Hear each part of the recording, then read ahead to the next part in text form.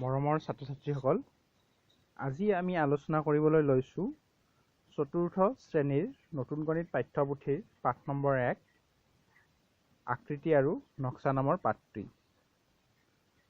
তোমালোকে নিশ্চয় কেতবোৰ আকৃতিৰ লগত ইতিমধ্যে চিনাকি হৈছা। যেনেকুৱা ত্ৰিভুজ, চতুৰ্ভুজ, বৃত্তাকৃতি, গোলাকৃতি, তাৰপিছত তোমাৰ চুঙাকৃতি বা আয়তীয় ঘনক আৰু ঘনক। গতিকে এনেকুৱা আকৃতিবিলাকৰ তোমালোকে হয়তো বহুতেই চিনি পোৱা। এতিয়া এই আমাৰ যিটো প্ৰথম ছবি এখন দিয়া আছে, তোমালোকে পৃষ্ঠা নম্বৰ 6 উলিয়াই ল'বা। তাৰ ওপৰত যিখন ছবি দিয়া আছে, সেই ছবিখনত কি কি জ্যামিতিক আকৃতি দেখিছা, সেই আকৃতিকেইটা তোমালোকে ছবিখনৰ তলত থকা বাকচটোত খালী জেগাত আঁকিব লাগে।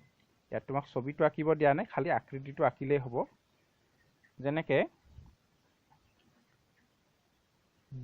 ফুটবল যিকেইটা দেখিছা বা ভলীবল যিকেইটা দেখিছা, সেইকেইটাৰ কাৰণে অকল এটা গোলাকৃতিৰ এটা আঁকিলেই হ'ল, বা কেৰমখনৰ কাৰণে এটা বৰ্গ আঁকিলেই হ'ব।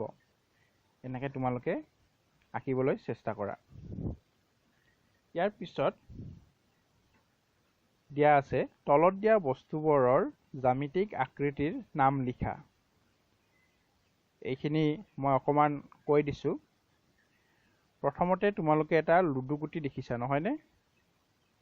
গতিকে লুডু গুটিটোৰ কাৰণে তলত লিখিব লাগিব এইটো এটা ঘনক আকৃতিৰ হয়। গতিকে ইয়াত ঘনক লিখিব লাগিব। বেডমিণ্টনৰ চাটলটোৰ তলত লিখিব লাগিব এইটো এটা শংকু আকৃতিৰ বস্তু। গতিকে ইয়াত লিখিব লাগিব শংকু। ফুটবলটো হ'ব নিশ্চয় গোলাকৃতিৰ। ইটাৰ আকৃতিটো হ'ব আয়তীয় ঘনক। তলৰ লাইনৰ প্ৰথম ছবি যিটো দিয়া আছে, এইটো হৈছে চুঙা আকৃতিৰ বস্তু। দ্বিতীয় ছবিটো এখন লুডু। গতিকে এই লুডুখন হ'ব আয়ত আকৃতিৰ, আৰু কেৰম বৰ্ডখন হ'ব বৰ্গ আকৃতিৰ বস্তু। এইকেইটা তোমালোকে তলত খালী ঠাইত লিখি দিবা। আমি ইতিমধ্যে কেতবোৰ জ্যামিতিক আকৃতিৰ লগত চিনাকি হলো, বা তোমালোকৰ আগৰ পৰাই কিছু হলেও বস্তুৰ লগত চিনাকি আছে, নহয়নে? আজি আমি কেইটামান নতুন কথা জানিবলৈ চেষ্টা কৰিম। আমি বৰ্তমান ঘনক আৰু আয়তীয় ঘনক এই দুটা বস্তুৰ বিষয়ে জানিম। ঘনক আকৃতিৰ বস্তু যেনেকুৱা তোমালোকে দেখা পোৱা লুডু গুটিটো। লুডু গুটিটোৰ ইয়াত কেতবোৰ চুক, তল, কাষ এইবিলাক বস্তু থাকে। ঠিক তেনেকে আয়তীয় ঘনক বুলি ক'লে যেনেকে ইটাৰ টুকুৰাটো বা তোমালোকৰ ঘৰত ব্যৱহাৰ কৰা দিয়া হলাৰ বাকচটো। এই বস্তুবিলাকৰ চুক, তল আৰু কাষ থাকে।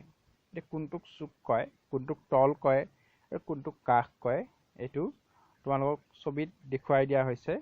তোমালোকে ভালদৰে প্ৰত্যক্ষ কৰিবা। এটা ঘনক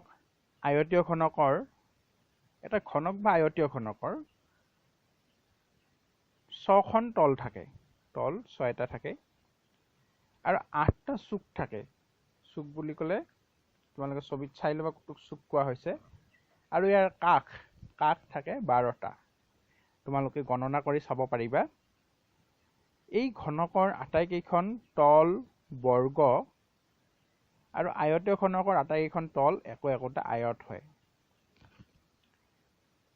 ঘনকৰ তল কেইখন কিন্তু বৰ্গাকৃতিৰ হ'ব, আৰু আয়তীয় ঘনকৰ তল কেইখন আয়তাকৃতিৰ হ'ব। কথাখিনি মন দি শুনিবা। কেইটামান ঘনক আৰু আয়তীয় ঘনকৰ উদাহৰণ চাওঁ আহা। ইয়াত প্ৰথম যিটো ছবি দিয়া আছে, প্ৰথম ছবিটো লুডু গুটি। এইটো কোৱা হয় ঘনক আকৃতিৰ। তাৰ পিছৰ ছবিটো আয়তীয় ঘনক হ'ব, তাৰ পিছৰ ছবিটোও আয়তীয় ঘনক হ'ব, আৰু তাৰ পৰৱৰ্তী একেবাৰে অন্তিম ছবিটো এইটো এটা ঘনক আকৃতিৰ বস্তু। গতিকে তোমালোকে লুডুৰ কুটিৰ নিচিনা তেনেকুৱা চাৰিওফালৰ পৰা পিঠিবিলাক মানে তলবিলাক সমান দেখিলে সেইটোক তোমালোকে ঘনক বুলি ক'ব পাৰিবা। আৰু ইটাৰ নিচিনা বস্তুবিলাক যাৰ তলবিলাক এইখন তল সমান নহয় তেনেকুৱা বস্তু দেখিলে সেইটোক তোমালোকে আয়তীয় ঘনক বুলি ক'ব পাৰিবা। তেনেকৈ গোলাকৃতি বস্তু, গোলাকৃতি বস্তু তোমালোকে যেনেকুৱা ফুটবল হওক বা ক্ৰিকেট বল বা তোমালোকে খোৱা এইটো তৰবুজ, তোমালোকে খেলা ব্যৱহাৰ কৰা মাৰ্বল, এনেকুৱা বস্তুবিলাক হৈছে গোলাকৃতিৰ বস্তু। গোলকৰ কিন্তু কোনো ধৰণৰ কাষ আৰু চুক নাথাকে, এইটো মনত ৰাখিবলৈ কথা। ইয়াত কোনো ধৰণৰ কাষ আৰু চুক নাথাকে, ইয়াৰ মাত্ৰ এখন তল থাকে, আৰু এই তলখন কিন্তু সমতল নহয়, কাৰণ ইয়াৰ তলখন সমান নহয়, এইখনক কোৱা হয় বক্ৰতল বুলি কোৱা হয়। গতিকে তোমালোকে এই কথাখিনিত মন দিবা, গোলকৰ কোনো কাষ বা চুক নাথাকে, ইয়াৰ মাত্ৰ তল এখন থাকে, আৰু ইয়াৰ তলখন হৈছে বক্ৰতল। গতিকে আমি ইতিমধ্যে কেতবৰ জ্যামিতিক আকৃতি আৰু ইয়াৰ কাষ, চুক, তল এইবিলাকৰ লগত পৰিচিত হলো।